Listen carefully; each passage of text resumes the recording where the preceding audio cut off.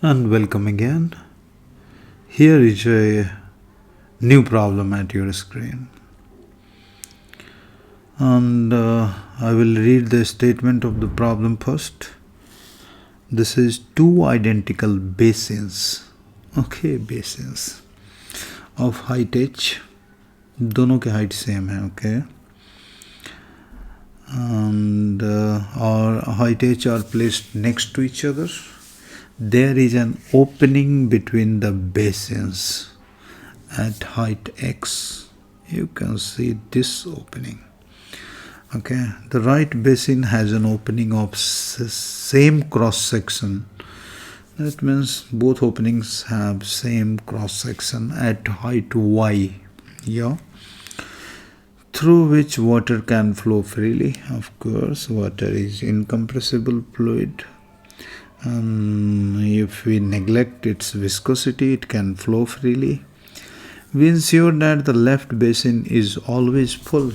Oh, how high will the water will be in the right basin after a long time? So, Bernoulli's equation comes in packet with the equation of continuity.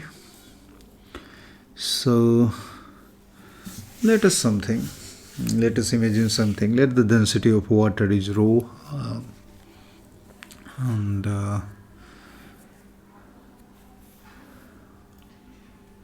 yeah, well, so I don't know. This is perhaps the desired height after a very long time. Well, this z can be greater than x and this z can be less than x, and we are going to solve it for both cases, but the figure is for just one case when z is greater than x. But let z be the desired height, and we should start to write sorry the Bernoulli equation. For what points? We can take 2 points. One point is here. I named it point A, and one is here in the flow, and this point is B. So we are going to write the Bernoulli equation at point A and point B. And I just assume that P1 and P2 are the pressures at point A and B, so that I can write P1 plus half rho V1 square. V1 is the velocity at point A, plus rho GH. A and B are of same height, so I'm going to avoid writing this, and I can write P2 plus half rho V2 square. This is the flow velocity. And I can do one thing. I can think one more thing, as if I consider that the tubes or basins are much larger than the radius of the opening, then V1 is approximately 0, and I'm going to use it. V1 is approximately 0, and I'm considering that the radius of the opening is quite smaller than the radius of the tubes, and I'm going to write V1 is approximately equal to 0, so I can simply get V2 equals under and P1 minus P2. This will be the velocity V2, velocity of efflux at point P I can get. And in the similar manner, I can get the velocity of efflux here. And I'm going to write this as V dash. Here, the velocity of efflux, I'm going to write here as V dash. so that I could write directly B dash equals under by 2 rho, it is still water, multiplied by the pressure here. I'm going to take as P3, pressure here at P3, and outside is the atmospheric pressure, so I can write here P3 minus P0. Yeah.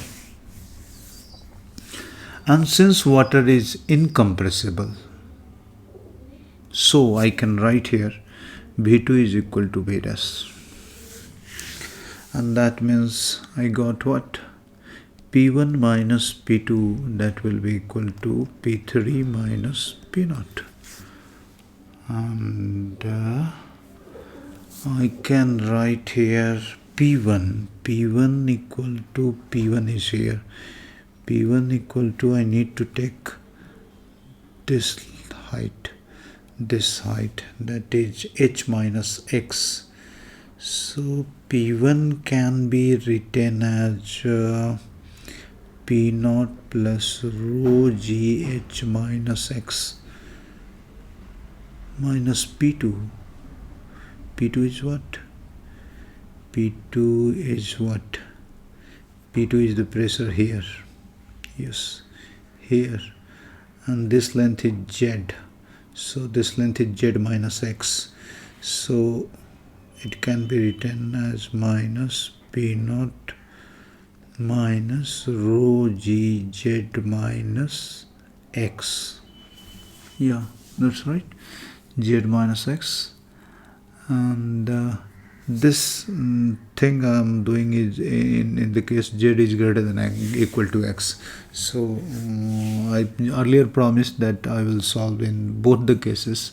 So in the first case I solved like, and I'm using z is greater than x, and that is equal to P3. P3 is P0, where is it? Its height is z minus y. So P3 can be written as P0 plus rho g z minus y and minus P0. And I got what? I got